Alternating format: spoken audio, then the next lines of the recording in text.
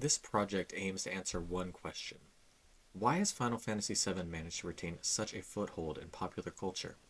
Why, almost 30 years after release, does it seem to be the default representation of a franchise with almost 20 distinct numbered entries?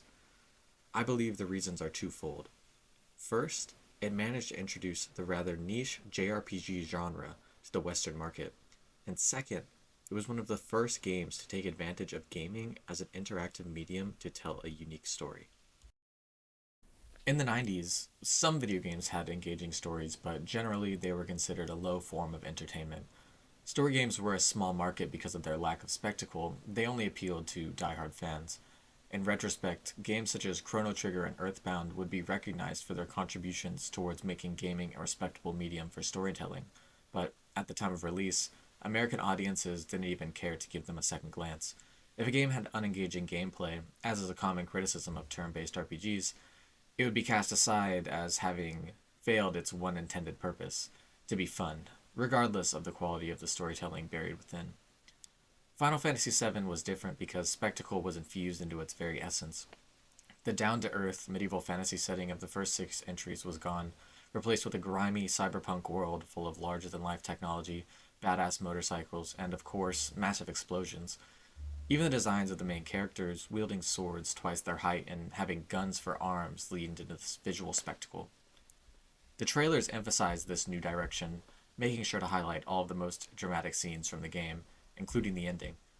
In these pre-rendered cutscenes, a term coined by this game, meteors crash down onto the planet, cities are destroyed by unnatural disasters, and massive weaponry fires off at an unknown target, all while a man with a deep voice, reminiscent of 90s VHS movie advertisements, describes just how grand and epic this experience is going to be. He ends each of the trailers with some variation of, oh, and by the way, this isn't a movie, it's a video game. The game was head and shoulders above its peers in terms of visual fidelity, according to the commercials, prompting consumers to ask the question, how did they do it? Well, they cheated. All of the content shown in the trailers was animated externally and loaded onto the discs. It was not an accurate representation of the capabilities of the in-game engine. While extremely deceptive, considering every trailer released for the game consisted only of pre-rendered cutscenes without a lick of gameplay, this marketing worked. Having an unprecedented $40 million budget, Square bought time slots during SNL, The Simpsons, and WWE. The spectacle enticed gamers from across the United States, Canada, and Europe. It would go on to become the second best-selling game on the PlayStation 1, shipping over 10 million copies, as well as becoming the best-selling RPG on the system. Their plan worked. Final Fantasy had finally infiltrated the Western market by effectively lying about its identity. It fronted as a game that was akin to an interactive movie to get itself in the hands of customers, when in reality it was a turn-based RPG just like its predecessors, only with the occasional fully animated sequence. Would the quality of the storytelling inside be able to support the monumental hype it had accrued, or would its customers feel cheated out of the experience they were initially advertised, tarnishing the franchise name? Clearly, the game must have been more than just flashy commercials. In order to maintain its impact and popularity, the substance of Final Fantasy VII must have resonated deeply with its players. Central to the story of the game is the theme of identity. The protagonist, Cloud Strife, grapples with his identity and feelings of insignificance as he is forced into direct conflict with the paragon of power and masculinity, Sephiroth. Sephiroth is everything Cloud wishes to be, and everything he isn't. Sephiroth is a refined blade. His beauty and elegance is defined directly by his capacity for precise destruction. He is talented, confident, and ruthless. Cloud, in comparison, is decidedly less polished than Sephiroth. The iconic Buster Sword is a utilitarian weapon, designed to be able to inflict great destruction in less deft hands compared to Sephiroth's Masamune. He is impulsive, inexperienced, insecure, and deeply compassionate. Cloud and Sephiroth's history is first revealed to the player, framed as exposition. He relays his deployment in his hometown of Nibelheim to his teammates in the form of interactive flashback sequences, where the player is able to relive the tragic events that put Cloud and Sephiroth on a deadly collision course with one another. In Cloud's retelling of events, he is a soldier second in command only to Sephiroth. After a successful mission, Sephiroth secludes himself in the Shinra mansion on the outskirts of town. and begins to learn about the experiments that resulted in his creation. This culminates with Sephiroth becoming aware of his true identity, a weapon and glorified science experiment, and he destroys the town before Cloud is able to confront him. It is only later revealed, after another confrontation with Sephiroth, that this version of events is a fabrication. In reality, after failing to qualify for the first class soldier program, a highly selective branch of the private army owned by the Shinra Megacorporation, Cloud is relegated to a rank-and-file third-class soldier. This event, being classified as a low-class soldier, is Cloud's greatest shame. He refuses to communicate with his family and friends to spare himself the embarrassment, and even when he returns to his hometown of Nibelheim on deployment, he hides his identity from everyone he grew up with, including his own mother. These false memories are inherited from his late friend Zack, a first-class soldier. Cloud accompanied Zack during the Nibelheim incident. By playing as Cloud in these false memory sequences, the memories of Cloud become the memories of the player. Cloud is the player's avatar. He is the vessel through which the player impacts this fantasy world. He is the bridge between the physical and the digital. As opposed to simply being told about a set of facts that happened in the past, as what would happen in a movie or book, in Final Fantasy VII, the player takes an active role in the process of forming Cloud's identity as he retells the Nibelheim incident.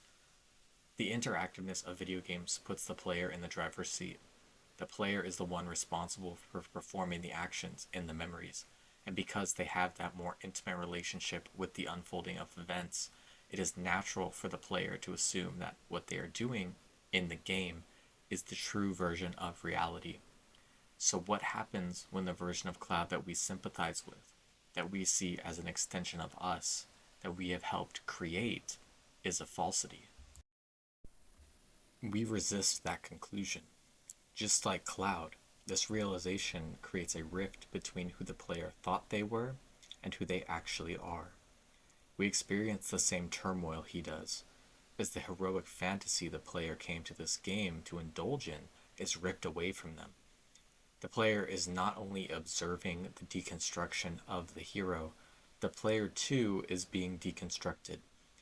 Their reality is being questioned as events that they can recall participating in are unambiguously deemed false. Memory is fallible.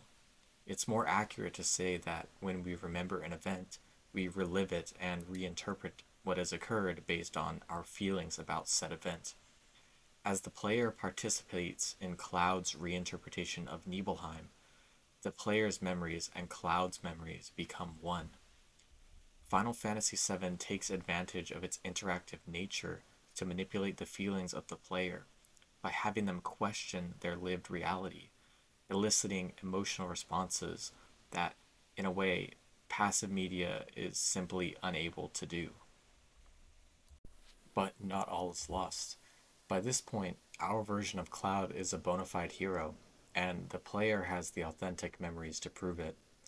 Cloud has driven Shinra influence out of settlements all across the land, helped his fellow party members find confidence in themselves, and has developed a plan to best Sephiroth once and for all.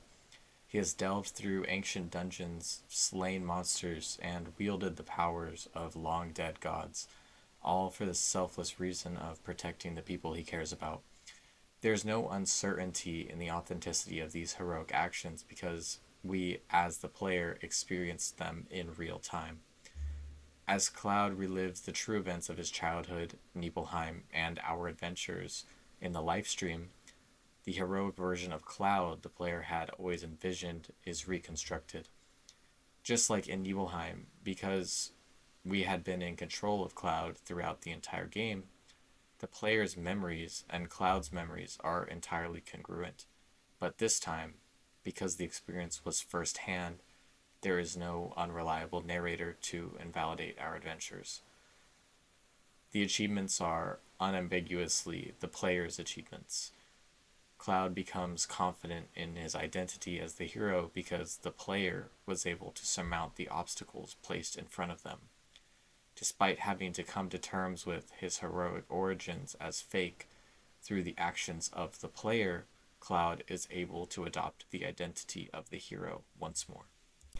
I believe that the shattering and reconstruction of Cloud's identity is a direct assessment of the assumed hero trope that permeated video game storytelling, and in doing so, Final Fantasy VII became one of the first games to utilize the medium of gaming itself to tell unique stories that cannot be communicated through other mediums.